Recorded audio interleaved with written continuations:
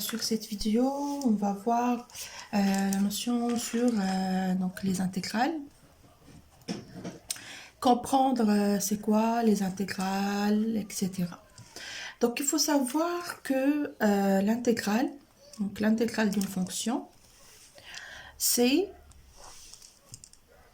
donc dans un domaine AB ou un intervalle AB, ça s'écrit l'intégrale de f de x dx qui est égal, donc ça c'est égal à l'aire du domaine D. Par exemple, on a le point A, on a le point B et on a une fonction f de x. Et on souhaite calculer l'aire entre le point A et le point B de ce domaine. Donc, pour calculer l'aire de ce domaine, c'est facile, il faut juste appliquer l'intégrale de A à B. Il faut calculer l'intégrale de A à B de f de x dx. Donc, pour les intégrales, il y a beaucoup de remarques, il y a beaucoup de propriétés, il y a beaucoup de théorèmes. Il faut savoir que donc quand on a l'intégrale d'un point A à un point A de f de x dx, ça c'est égal à 0. C'est nul, il n'y a pas un intégral qu'on peut calculer entre un point A et un point A. Pourquoi parce que, donc, pourquoi ça, je vais vous expliquer pourquoi c'est égal à 0. Parce que par exemple, si on veut calculer l'intégrale de 1 à 1 de 1 dx.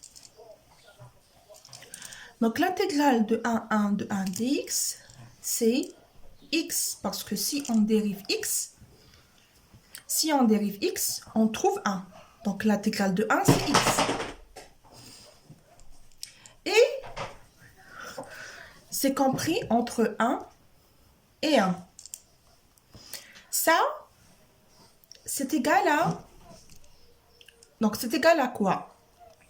C'est égal à 1 moins 1. Et 1 moins 1 est égal à 0. D'accord?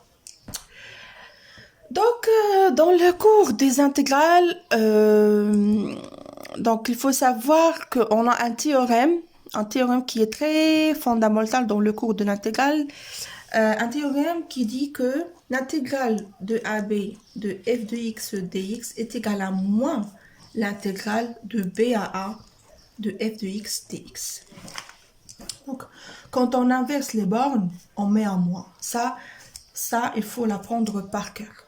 Donc, l'intégrale de AB de f de x dx est égale à moins l'intégrale de b à a de f de x dx. Donc, ça, quand on inverse les bornes, on rajoute toujours un moins. Il y a aussi une autre propriété qui dit que pour l'addition, donc on peut additionner des intégrales, c'est-à-dire que l'intégrale de AB de f de x dx plus l'intégrale de AB de g de x dx est égale à l'intégrale de AB de f de x plus g de x dx. C'est une propriété d'additivité pour les intégrales. Donc, c'est facile quand on a deux intégrales et qu'on veut additionner. Il suffit juste d'avoir les mêmes bornes pour chaque intégrale et on peut additionner. La linéarité, ou bien donc si on multiplie l'intégrale par un coefficient, par exemple alpha fois l'intégrale de a à b de f de x dx est égal à l'intégrale de a à b de alpha f de x dx. Donc ça, c'est des propriétés à apprendre par cœur dans le cours de l'intégrale. Il y a une relation qui est très fondamentale dans le cours de l'intégrale, c'est la relation, ça s'appelle la relation de Chasles. C'est quoi cette relation? Donc la relation de Chasles, ça veut dire que l'intégrale de AB de f de x dx plus l'intégrale de BAC plutôt de f de x dx est égale à l'intégrale de AAC de f de x dx. On remarque bien que on a une borne en commun pour les deux intégrales, c'est la b. Donc la relation de Chasles, c'est facile. Quand on a une intégrale de AB de f de x dx plus l'intégrale de BAC de f de x dx est égale à l'intégrale de AAC de f de x dx. Je peux vous expliquer cette relation de Chasles. On va dire géographiquement, géométriquement. Donc, on prend un repère, d'accord?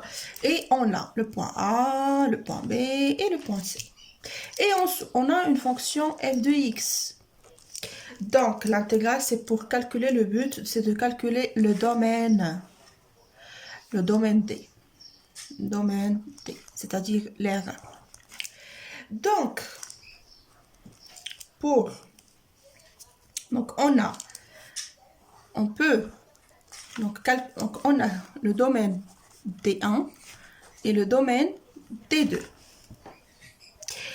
Le domaine D1 est égal à l'intégrale de AB de f de x dx.